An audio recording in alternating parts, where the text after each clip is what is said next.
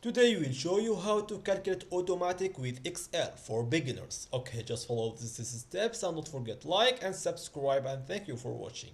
First, open your Excel like this here, and first check your formula and go to calculating option and checking it's automatic. Okay guys?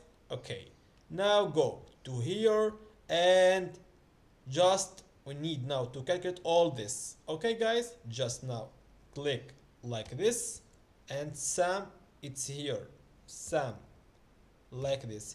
You can write it here or you can write it here, it's same. Okay guys, so sum and put this is okay.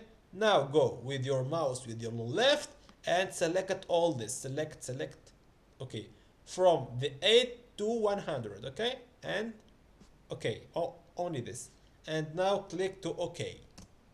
Now this is a total 100 to 100 plus 8 plus 1 plus 8, it's 217. Okay guys, okay, to test it again and like this, follow these steps like sum and like this and select all and okay, same like this sum, like this, select to all and okay.